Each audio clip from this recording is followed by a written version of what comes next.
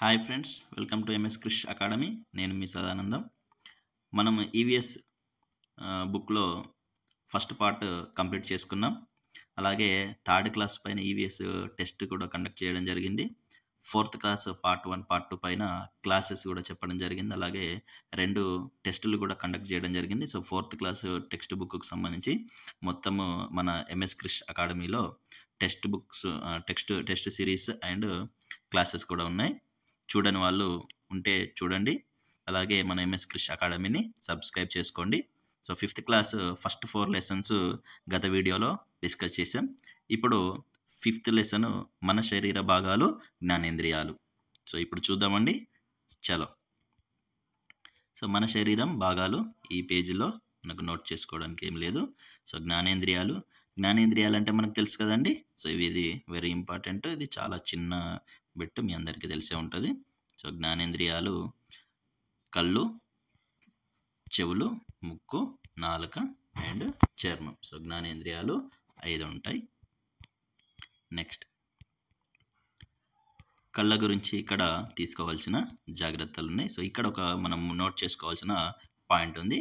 అదేంటంటే కంటికి పుస్తకానికి మధ్య దూరం ఎంత? 30 సెంటీమీటర్లు ఉండాలి. సో ఇక్కడ మనకు క్వశ్చన్స్ ఆప్షన్స్ ఇచ్చినప్పుడు 30 గుర్తుంటుంది. తర్వాత ప్రమాణాలు మనం గుర్తుంచుకోకపోవచ్చు. సో అట్లా కాకుండా సో 30 మీటర్ల, 30 సెంటీమీటర్ల, 30 మిల్లీమీటర్ల అని ఇచ్చినప్పుడు మనం కాస్త ఆలోచించాల్సి ఉంటుంది. కాబట్టి ప్రమాణాలు అనేది చాలా ఇంపార్టెంట్. 30 సెంటీమీటర్లు అనేది గుర్తుపెట్టుకోండి. నెక్స్ట్ వాహనాలు, ఇదంతా ఓకే, నార్మల్ విషయం. ఇక్కడ ఇంకొక పాయింట్ ఉంది చూడండి.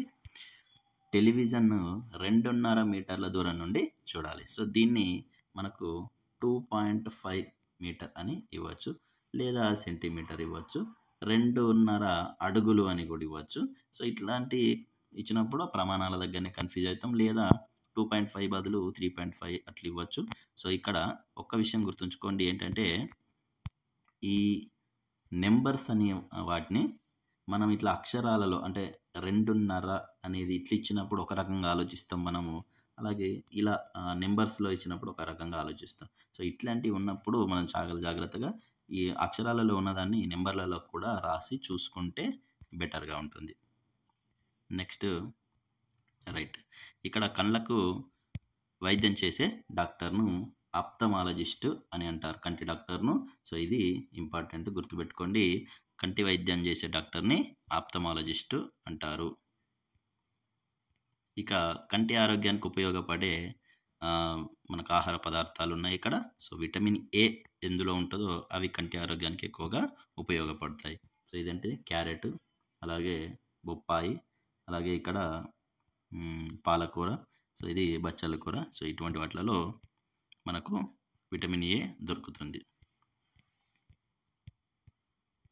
నెక్స్ట్ సో ఇదంతా మనకు పనికొచ్చే విషయం ఏం లేదు, సాధారణమైన విషయమే.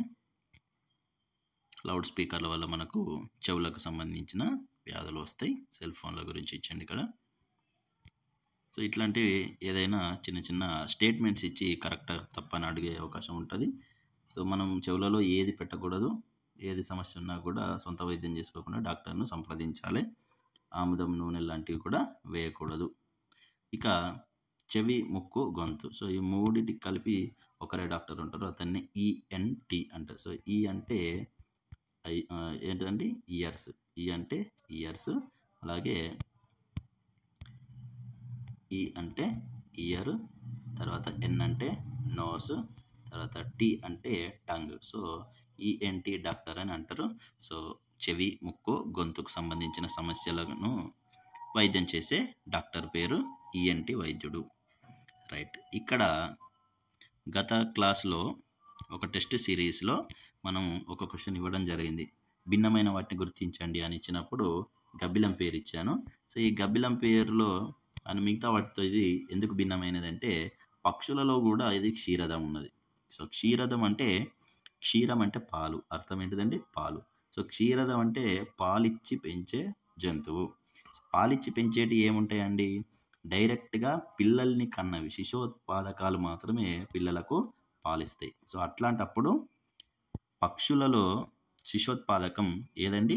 గబ్బిలం మాత్రమే. ఎందుకంటే మిగతా పక్షులన్నీ గుడ్లు పెడతాయి, అవి అండోత్పాదకాలు. కానీ ఇది పక్షి అయినప్పటికీ పిల్లల్ని కంటుంది. కాబట్టి ఇది క్షీరదం. అలాగే తాను చేసే శబ్దాలను వెనకకి తగిలి రావడాన్ని బట్టి, అంటే ప్రతిధ్వనులను బట్టి అది మార్గాన్ని ఎంచుకుంటుంది. సో తన దారిలో ఉన్న అడ్డంకులను ఇది ఎలా తెలుసుకుంటుంది? ప్రతిధ్వనులను, అంటే అది కొన్ని సౌండ్ చేస్తుంది. ఆ సౌండ్ వైబ్రేషన్స్ అనేవి వెళ్ళి మళ్ళీ తన చెవులకి తిరిగి వస్తే అప్పుడు దాన్ని బట్టి ఎదురుగా ఏదో వస్తువులు ఉన్నాయని చెప్పి ఇది తెలుసుకుంటుంది. సో దాని స్పెషాలిటీ అది అన్నట్టు. నెక్స్ట్ ముక్కు గురించి. సో ముక్కులో కూడా ఎటువంటి వస్తువులు మనము పెట్టుకోకూడదు. ఇక్కడ శ్వాసించడం అనే దాని గురించి ఇచ్చారు. గాలిని ముక్కు ద్వారా లోపలికి పీల్చుకోవడాన్ని ఉచ్ఛ్వాసం అని, అలాగే బయటకు వదలడాన్ని నిశ్వాసం అని అంటారు. సో ఉచ్ఛ్వాసం అంటే లోపలికి పీల్చుకోవడం, నిశ్వాసం అంటే బయటికి వదలడం. సో ఇది ఒక పాయింట్ గుర్తుపెట్టుకోండి. నెక్స్ట్ ఇక్కడ ముక్కును కూడా ఎల్లప్పుడు శుభ్రంగా ఉంచుకోవాలి. ఇలాంటి మనకు స్కూళ్ళలో చూస్తాం కదా, బలపాలు, పెన్సిళ్ళు ఇట్లాంటి చిన్నపిల్లలు పెట్టుకొని ఉంటారు. సో ఇది కూడా ఇబ్బంది కలిగిస్తుంది. నెక్స్ట్ నాలుకకు సంబంధించిన విషయం. సో నాలుక పట్టుకొని మాట్లాడగలరా అంటే అది కష్టము. సో నాలుక పైన రుచి మొగ్గలు ఉంటాయి, దానివల్లనే మనము ఆ టేస్ట్ అనేది తెలుసుకోగలుగుతున్నాం. సో ఇక్కడ నాలుక పైన ఉన్న రుచి మొగ్గలు రుచులు తెలుసుకోవడానికి ఉపయోగపడతాయి. నెక్స్ట్ దంతాలు. సో నోటి లోపల, నోరు గురించి చర్చించుకున్నప్పుడు నోటి లోపల నాలుకతో పాటు దంతాలు ఉంటాయి.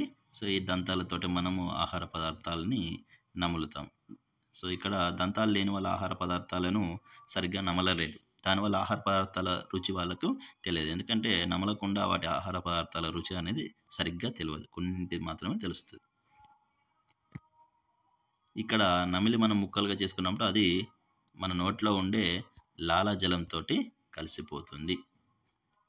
సో లాలాజలం అనేది కూడా ఇది ఒక అమైలేజ్ ఉంటుంది దీంట్లో, అది కూడా మనకు ఆహారం జీర్ణం అవ్వడానికి సహాయపడుతుంది.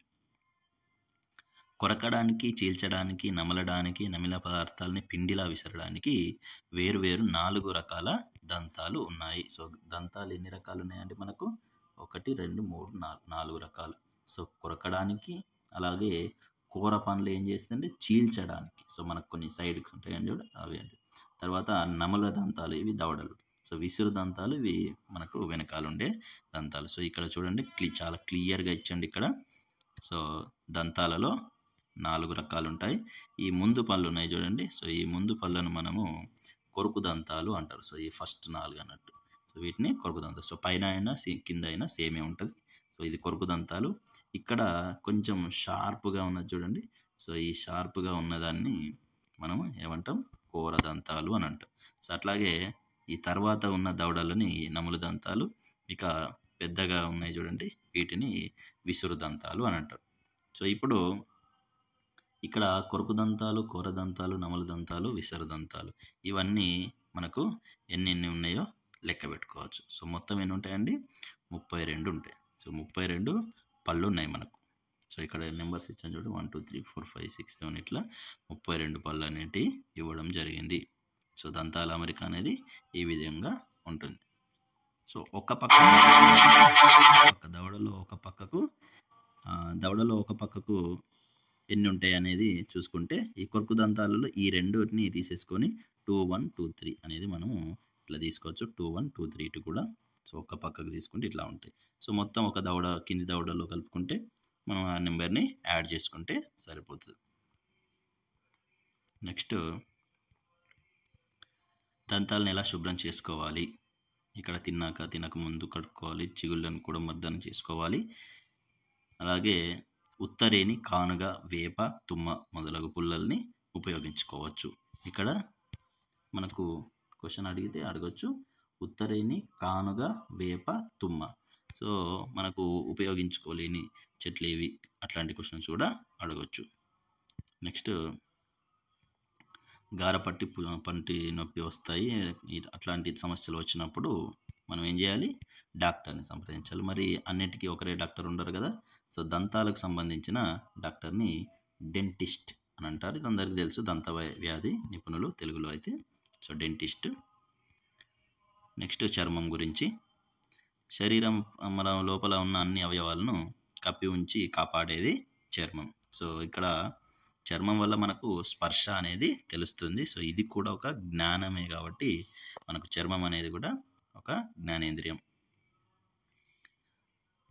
మన చర్మం పైన కూడా చాలా రకాల క్రిములు ఇవన్నీ వస్తాయి. సో వాటిని మనం స్నానం చేసి శుభ్రం చేసుకుంటాం. చర్మం జాగ్రత్తలు: ప్రతిరోజు ఉదయం సాయంత్రం సబ్బుతో స్నానం చేయాలి.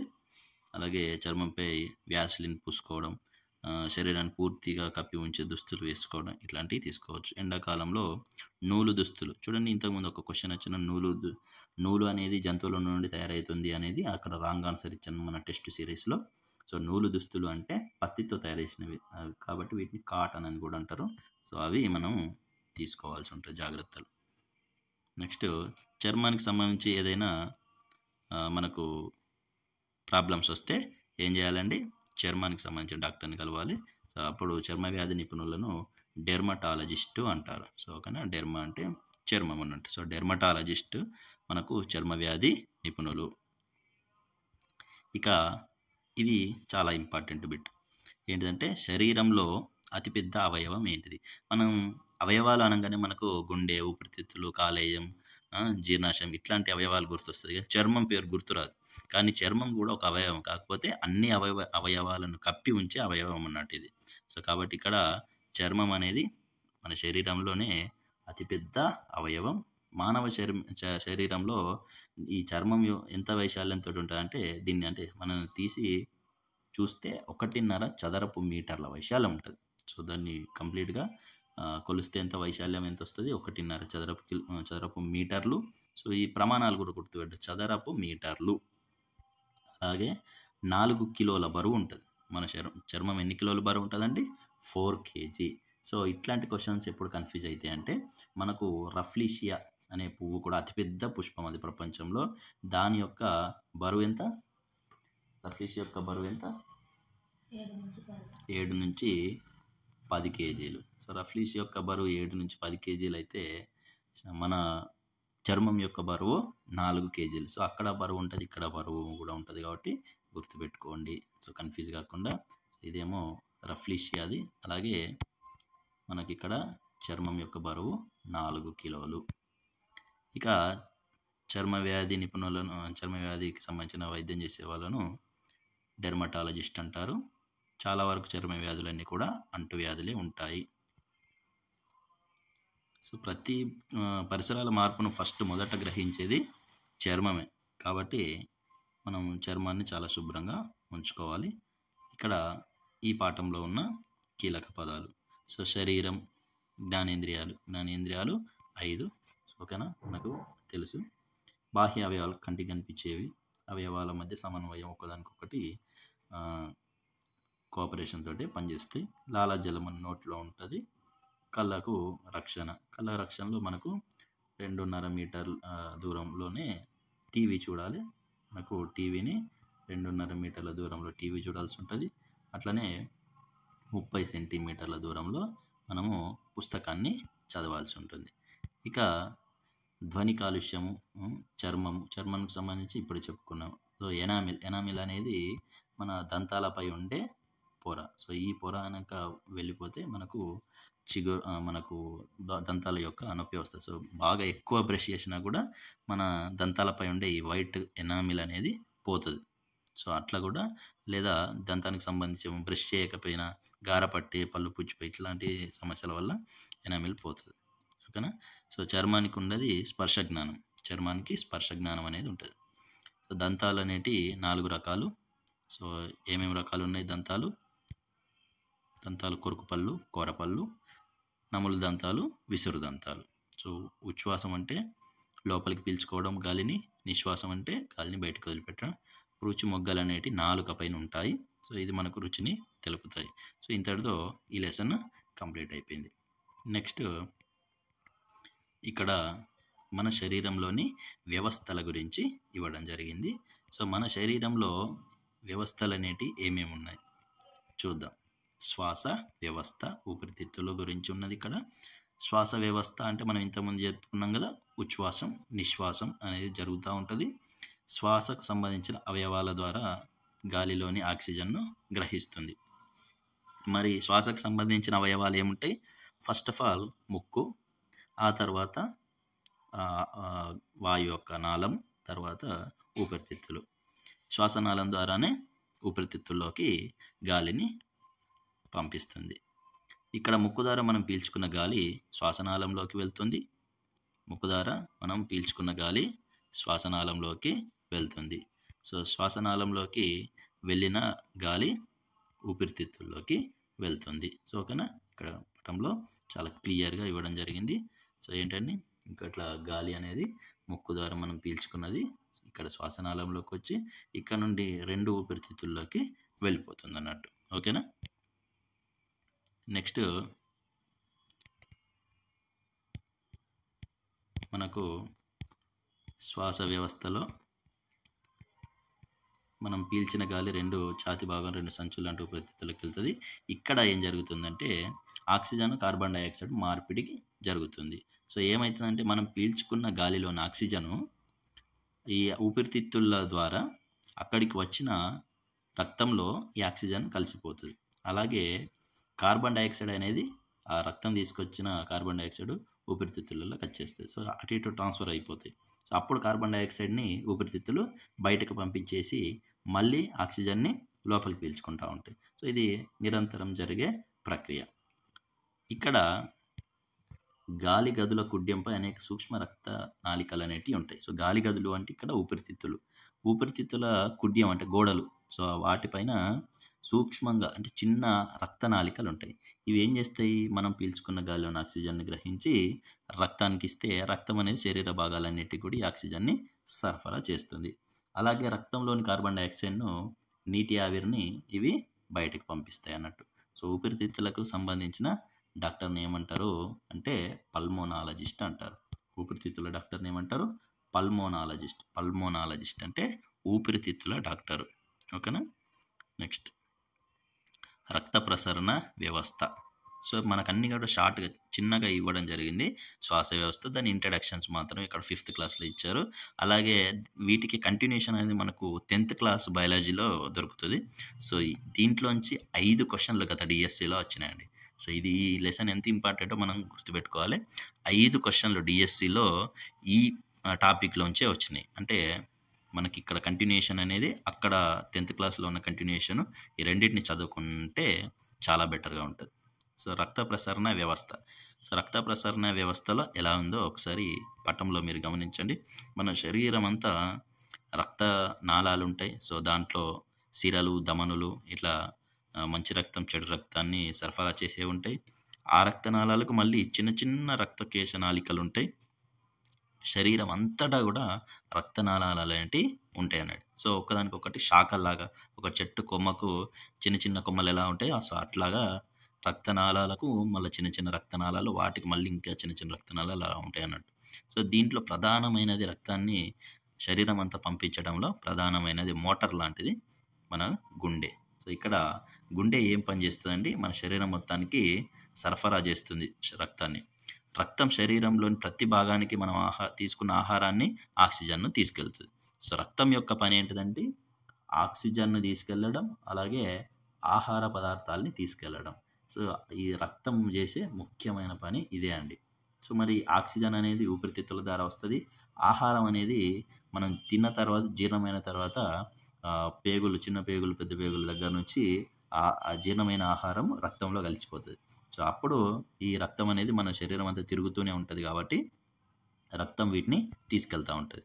మరి రక్తం సమర్థవంతంగా అన్ని ప్రదేశాలకు వెళ్ళాలి అంటే ఈ రక్తాన్ని ఎవరో ఒకరు పుష్ చేయాలి. సో ఆ పుష్ చేసేదే గుండె. సో ఇక్కడ మనం తిన్న ఆహారం రక్తనాళాల ద్వారా శరీరంలోని వివిధ భాగాలకు వెళ్ళి మళ్ళీ మనం పనులు చేసుకోవడానికి శక్తి ఇస్తాయి. శరీర ఉష్ణోగ్రతను క్రమబద్ధీకరించడానికి, రోగకారకాలపై పోరాటం చేయడానికి కూడా రక్తం ఉపయోగపడుతుంది. సో మనకు హీట్ని అనేది స్టెబిలైజ్ చేస్తుంది, అలాగే రోగకారకాలపై పోరాటం చేస్తుంది. ఎందుకంటే దీంట్లో తెల్ల రక్త కణాలు ఉంటాయి. సో అవి రోగ క్రిములపైన పోరాటం చేస్తాయి. సో ఇక్కడ 3 రకాల రక్త కణాలు ఉంటాయని ఆల్రెడీ ఇక్కడ ఇవ్వడం జరిగింది చూడండి. ఎర్ర రక్త కణాలు, తెల్ల రక్త కణాలు, రక్త ఫలకికలు. సో ఇవి 3 రకాలు. ఈ ఎర్ర రక్త కణాలు ఏం చేస్తాయంటే శరీరంలో ఉన్న అన్ని కణాలకు ఆక్సిజన్‌ను అందిస్తాయి.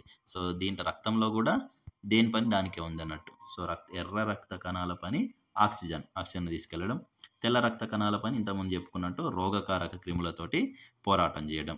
అలాగే రక్త ఫలకికలు. సో, రక్త ఫలకికల పని ఏంటిదంటే రక్తం గడ్డ కట్టడంలో సహాయం చేయడం. ఎప్పుడన్నా దెబ్బ తాకితే మనకు రక్తం అనేది ధారాళంగా వెళ్ళిపోతది. అట్లాంటప్పుడు ఈ రక్త ఫలకికలు మన శరీరంలో రక్తంలో ఉండటం వల్ల ఆ రక్తం గడ్డ కట్టి రక్తం అంతా బయటికి పోకుండా ఆపుతాయి అన్నట్టు. సో, అందుకనే ఈ 3 కూడా రక్తంలో ఉండటం చాలా ఇంపార్టెంట్. అందుకే మనకి ఎప్పుడన్నా ఈ బ్లడ్ సెల్స్ తగ్గినాయని అప్పుడప్పుడు మనం డాక్టర్ల దగ్గర వింటూ ఉంటాం. సో, వైట్ బ్లడ్ సెల్స్ తగ్గినాయి లేదా ఈ రెడ్ బ్లడ్ సెల్స్ తగ్గినాయి. ఇంకా ఈ ప్లేట్లెట్స్ తగ్గినాయి అంటే. సో, ప్లేట్లెట్స్ అంటే రక్త ఫలకికలు సేమ్ అండి. సో, రక్త ఫలకికలనే ప్లేట్లెట్స్ అంటారు. సో, ఇట్లా ఈ మూడిట్లో ఏది తగ్గినా కూడా మనకు ప్రాబ్లమ్స్ అనేటివి వస్తాయి. ఇక గుండెకు సంబంధించిన డాక్టర్‌ని కార్డియాలజిస్ట్ అంటారండి. కార్డియాలజిస్ట్ అంటే హృద్రోగ నిపుణులు. హృదయం అంటే గుండె. సో, ఇక్కడ గుండెకు సంబంధించిన డాక్టర్‌ని కార్డియాలజిస్ట్ అంటారండి. ఇది గుర్తుపెట్టుకోండి. రైట్. నెక్స్ట్ ఇక్కడ మీకు తెలుసా? ఇక్కడ ఒక బిట్ ఉంది. గుండె మన పిడికిలి పరిమాణంలో ఉంటుంది. ఓకే. నెక్స్ట్ ఇక్కడ గుండెలో 2/3 వంతు ఎడమ వైపు ఉంటే 1/3 వంతు కుడివైపు ఉంటదండి. ఓకేనండి. గుండెలో మన శరీరంలో మనం ఏమనుకుంటాం, గుండె ఎడమ వైపు ఉంటదని ఎప్పుడు చెప్పుకుంటాం. కానీ గుండె పూర్తిగా ఎడమ వైపు ఉండదు. గుండె మనకు మిడిల్ అంటే మన శరీరంలో ఊపిరితిత్తులకు మిడిల్‌లో ఉంటది ఇది. అప్పుడు కొద్దిగా ఎక్కువ పార్ట్ ఎక్కడ ఉండదంటే లెఫ్ట్ సైడ్‌కి ఉంటది. సో, 3 భాగాలు అనుకుని అంటే గుండెను. సో, 3 వంతులు ఉంటే దాంట్లో 2 వంతులు ఎడమ వైపు ఉంటే, ఒక వంతు కుడి వైపున ఉంటది. అందుకే మనం లెఫ్ట్ సైడ్‌నే ఉన్నది అని చెప్తా ఉంటాం. సో, ఇక్కడ గుండె రక్తాన్ని పంపు చేస్తుందని మనందరికీ తెలుసు. ఇక నెక్స్ట్ ఇప్పుడు శ్వాస వ్యవస్థ చెప్పుకున్నాం. అలాగే రక్త ప్రసరణ వ్యవస్థ గురించి చెప్పుకున్నాం. ఇప్పుడు అస్థిపంజర వ్యవస్థ. సో, ఈ అస్థిపంజర వ్యవస్థలో మనకు ఎముకల గురించి ఉంటుంది. సో, మన ఎముకలతోటి అల్లిన గూడే మన శరీరం. సో, మనకు అస్థిపంజరంలో ఎముకలు ఎన్ని ఉంటాయి, మన శరీరంలో ఎముకలు ఎన్ని ఉంటాయి అనేది మన చిన్నప్పటి నుంచి తెలుసుకుంటున్నాం. 206 ఎముకలు. మొత్తం మన శరీరంలో ఉన్న ఎముకలు 206. సో, ఇవి చిన్నగా ఉండొచ్చు, పెద్దగా ఉండొచ్చు, వంపులు తిరిగి ఉండొచ్చు.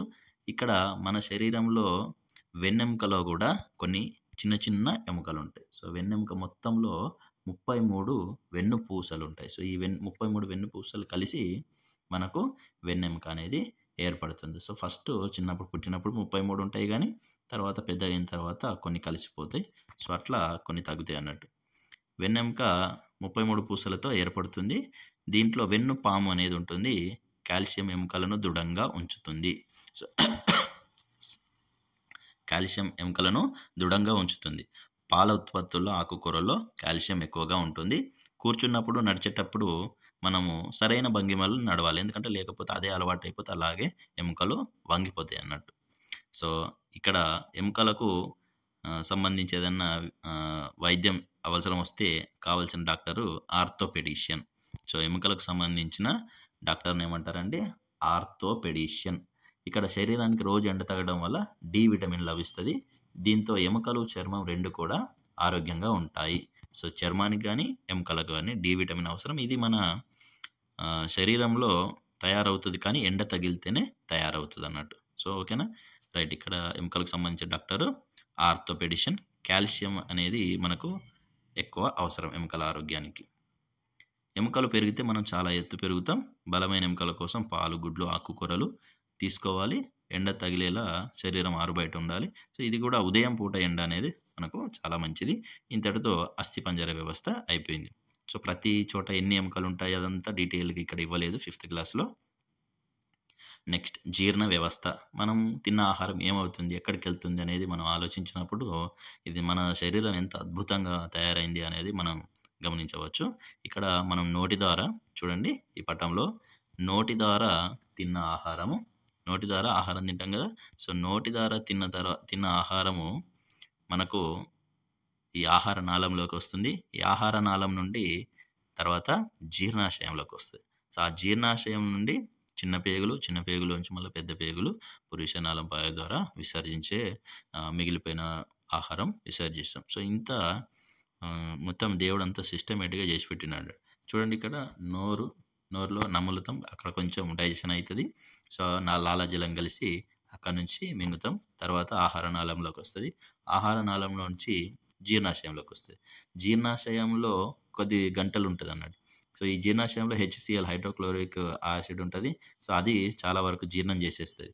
ఇక్కడ నుంచి కొంచెం మెత్తగా అయిన ఆహారం అనేది తర్వాత చిన్న పేగుల్లోకి వెళ్తుంది. సో చిన్న పేగుల్లో ఇక్కడ చాలా రకాల ఎంజైమ్స్ అన్నీ కలిసి, సో క్లోమరసం, ఆంత్రరసం ఇవన్నీ కలిసి దాన్ని చాలా ఇంకింత సరళ పదార్థంగా మార్చి ఘన పదార్థాన్ని పూర్తిగా ద్రవ రూపంలోకి మార్చేసి మెత్తగా చేసేసి దాంట్లో ఉన్న శక్తిని, అంటే పనికొచ్చే పదార్థాలన్నింటినీ, శక్తిని అంతటిని మనం చిన్న పేగు గోడలు పీల్చుకొని రక్తంలో కలిపేస్తాయి అన్నట్టు.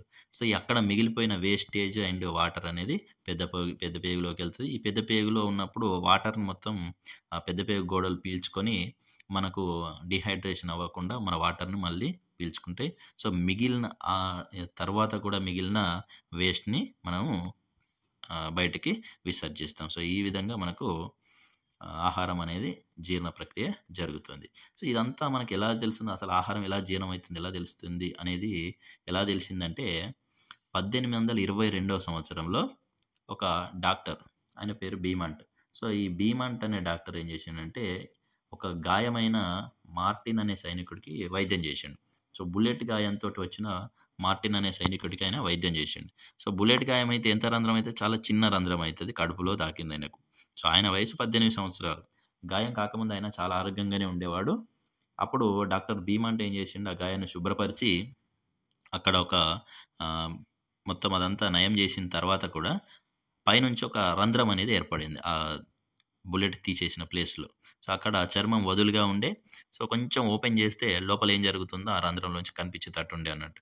సో అట్లా ఆ చర్మపు పొరను ఒత్తి కడుపులోకి చూసేవాడు అన్నట్టు. సో ఇట్లా బీమంట్ గారు 9 సంవత్సరాలు ప్రయోగాలు చేసి అసలు లోపల ఎట్లా ఏం జరుగుతుంది అనేది తెలుసుకోగలిగిండు అన్నట్టు.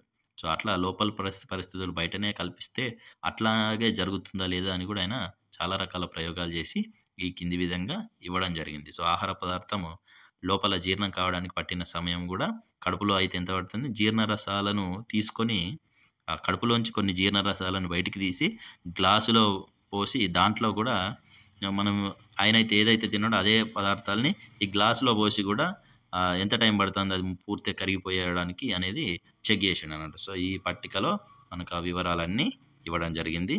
సో దీనిపైన ఇంతవరకు అయితే క్వశ్చన్ ఇవ్వలేదు, కానీ ఒకసారి చూసి పెట్టుకోండి. నెక్స్ట్ సో ఇక్కడ ఆహారం అనేది జీర్ణమయ్యే విధానం ఇక్కడ ఇవ్వడం జరిగింది. సో ఫస్ట్ ఇక్కడ నోట్లో ముక్కలు చేయబడుతుంది, నమిలి లాలాజలం కలుస్తుంది, ఇక్కడ 5 నుంచి 30 సెకండ్లు. ఆ తర్వాత ఆహారాన్ని జీర్ణాశయంలోకి తీసుకెళ్తుంది, ఈ మింగడానికి ఒక 10 నుండి 15 సెకండ్లు. తర్వాత జీర్ణాశయంలో ఆహారం చిలకబడుతుంది, చిన్న చిన్న ముక్కలుగా తయారవుతాయి. ఇందులో 3 నుంచి 5 గంటల వరకు ఉంటుంది. తర్వాత చిన్న పేగుల ఆహారం పూర్తిగా జీర్ణమైపోయి రక్తంలో శోషించబడుతుంది. చిన్న పేగుల ఆహారం 3 నుంచి 4 గంటల వరకు ఉంటుంది. ఆ తర్వాత సూక్ష్మ కణాలుగా మారిన ఆహారం అన్ని శరీర భాగాలకు రక్తం ద్వారా తీసుకెళ్ళబడుతుంది. ఇక జీర్ణం కాని ఆహారం అంతా పెద్ద పేగులోకి వెళ్తుంది. నీరు, ద్రవాలు పెద్ద పేగు నుండి రక్తంలో కలుస్తాయి.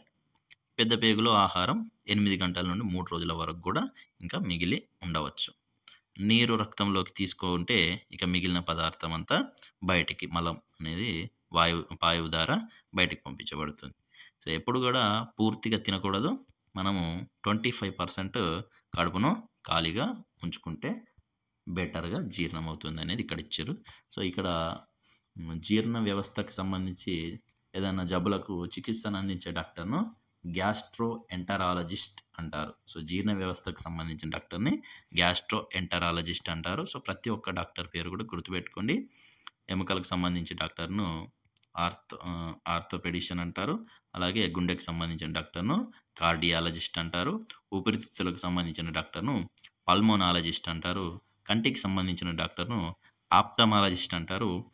చెవి, గొంతు, ముక్కుకు సంబంధించిన డాక్టర్ను ENT డాక్టర్ అంటారు. ఓకేనా.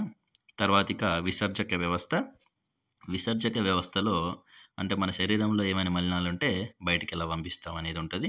ఇక్కడ చూడండి మూత్రపిండము, మూత్రనాళం, మూత్రాశయం. మన శరీరంని శుభ్రపరిచి అంటే ఒక వడపోత యంత్రంలాగా శుభ్రపరిచి ఉంచేది మూత్రపిండం. సో మూత్రపిండం మనల్ని ఒక వడపోత చేసి దాంట్లో ఉన్న మలినాలన్నింటినీ తీసేస్తుంది. సో మనం తీసుకున్న ఆహారం జీర్ణమైతే శరీరానికి శక్తి వస్తుంది, మిగిలినది మలం రూపంలో వెళ్ళిపోతుంది. మరి నడుముకు వెనుక ఇరువైపులా 2 మూత్ర పిండాలు అనేవి ఉంటాయి. ఇవి మలినాలను మూత్ర రూపంలో విసర్జిస్తాయి. వీటి పని ఏంటిదంటే రక్తాన్ని వడబోస్తాయి. సో రక్తాన్ని వడబోసి సో మనం జాలి గంటే ఎలా వడబోస్తామో అలాగా ఈ కిడ్నీలు కూడా రక్తాన్ని వడపోసి దాంట్లో ఉండి ఏదన్నా మలినాలు ఉంటే వాటిని తీసేస్తాయి అన్నట్టు. సో అలా తీసేసి ఆ మలినాలన్నిటిని వాటర్ లాగా కలిపేసి మూత్రం రూపంలో బయటకి పంపిస్తాయి అన్నట్టు. ఓకేనా. ఇక్కడ విసర్జక అవయవాలు అని అన్నప్పుడు కిడ్నీలతో పాటు చర్మాన్ని కూడా గుర్తుపెట్టుకోవాలి. సో ఇది కూడా ఒక విసర్జక అవయవం. ఎందుకంటే మనకు చర్మం అనేది కూడా ఏం చేస్తుందండి, మనకు చెమట రూపంలో మనకు చర్మం కూడా మలినాలన్నిటినీ బయటకు పంపించడం జరుగుతుంది. సో కాబట్టి ఇక్కడ మూత్రపిండాలు మరియు చర్మం అనే 2 కూడా విసర్జక అవయవాలు. సో మూత్రపిండాలకు సంబంధించి డాక్టర్ని ఏమంటారు మరి, నెఫ్రాలజిస్ట్ అంటారు. ఏమంటారు, నెఫ్రాలజిస్ట్. ఇక్కడ ఇంకొక డాక్టర్ పేరు ఉన్నది యూరాలజిస్ట్. వీళ్ళిద్దరు కూడా మూత్రపిండాలకు సంబంధించిన డాక్టర్సే, కానీ వీళ్ళిద్దరికి ఒక తేడా ఉన్నది. నెఫ్రాలజిస్ట్ అంటేనేమో సో నెఫ్రాలజిస్ట్ అంటే ఏం చేస్తారు, వీళ్ళు కేవలం వ్యాధులకు చికిత్స చేస్తారు. సో వ్యాధులకు చికిత్స చేసే వాళ్ళను నెఫ్రాలజిస్ట్ అంటారు. సో వీళ్ళు మందులు రాసిస్తారు, అట్లాంటివి చేస్తారు అంతే. కానీ మూత్రపిండాలకు సంబంధించి శస్త్రచికిత్సలు అంటే సర్జరీలు చేసే వాళ్ళను యూరాలజిస్ట్ అంటారు. సో సర్జరీలు చేయాల్సి వస్తే యూరాలజిస్ట్, మామూలుగా మందులు రాసే వాళ్ళు నెఫ్రాలజిస్టులు అన్నట్టు. ఓకేనా, రైట్. నెక్స్ట్ నాడీ వ్యవస్థ. సో నాడులు అనేటివి ఉంటాయి మనకు, అంటే ఇన్ఫర్మేషన్ పంపించేవన్నట్టు. సో మనకు శరీరం అంతటా కూడా మెదడుకు వెన్నుపాముకు అనుసంధానమై నాడులు ఉంటాయి. ఇక్కడ మనకు ఎక్కడ ఏం జరిగినా మన శరీరానికి ఎక్కడ ఏ చిన్న ముళ్ళు గుచ్చినా కూడా అది ఇన్ఫర్మేషన్ అనేది మెదడుకు తెలుస్తుంది. సో మనం అనుకోకుండా ఏదైనా ముళ్ళుపై కాలేసినా కూడా వెంటనే తీసేసుకుంటాం. సో అంటే మనకు కొన్ని అసంకల్పిత ప్రతీకార చర్యలు ఉన్నప్పటికీ చాలా విషయాలు మనకు మెదడు ఆర్డర్స్ ఇస్తే ఆజ్ఞాపిస్తేనే ఇది జరుగుతుంది. కొన్నిటికి వెన్నుపాము కూడా అటువంటి ఆజ్ఞలు ఇస్తుంది అన్నట్టు. సో ఇట్లా మనకు కుక్క మరుగుతూ ఉన్నప్పుడు మీ వైపు చూస్తుంటే వెంటనే మెదడు మీ శరీర భాగాలను సమన్వయం చేస్తుంది, నాడుల ద్వారా ఏం చేయాలో ఆదేశిస్తుంది. సో ఓకేనా, ఇట్లాంటి ఎప్పుడు ఏం చేయాలన్నా కూడా మన మెదడు మన చెయ్యి పైకి లేపాలన్నా కూడా చెయ్యికి ఆర్డర్ ఇస్తేనే చెయ్యి పైకి లేస్తుంది అన్నట్టు. సో అట్లా మనకు ఈ నాడులు అనేటివి పనిచేస్తాయి. సో ట్రాన్స్ఫర్ చేస్తాయి అన్నట్టు, ఇన్ఫర్మేషన్ని ట్రాన్స్ఫర్ చేస్తాయి శరీర భాగాల నుంచి మెదడుకు, మెదడు నుంచి శరీర భాగాలకు. ఇక్కడ ఈ మెదడుకు మరియు నాడులకు సంబంధించిన డాక్టర్ని న్యూరాలజిస్టు అంటారు. ఏమంటారండి, న్యూరాలజిస్టు. ఇక్కడ నెఫ్రాలజిస్టు ఇట్లా సేమ్ ఉండొచ్చు, ఎందుకంటే మొదటి అక్షరం నా ఉంది కాబట్టి. సో నెఫ్రాలజిస్ట్ అంటేనేమో వాళ్ళు మూత్రపిండాలకు సంబంధించిన డాక్టరు, అలాగే వాటికి శస్త్రచికిత్స చేసేవాళ్ళు యూరాలజిస్టు. ఇక్కడ యూరాలజిస్ట్ వేరే, న్యూరాలజిస్ట్ వేరే. న్యూరో అంటే నరాలు అని ఇట్లా గుర్తుపెట్టుకోండి, నరాలజిస్టు, న్యూరాలజిస్టు. సో నరాలు అంటే నాడులు అనేది గుర్తుపెట్టుకోండి. ఓకేనా. తర్వాత శరీరానికి బయట కనిపించే అవయవాలు, లోపల సంబంధించిన అవయవాలు ఇవన్నీ సమన్వయంతో పని చేయాల్సి ఉంటుంది. ఆరోగ్యమైన అలవాట్లు ఇవన్నీ మీకు తెలుసు. సో ఇక్కడ టైం వేస్ట్ చేయకూడదు. మీ అందరూ ఒకసారి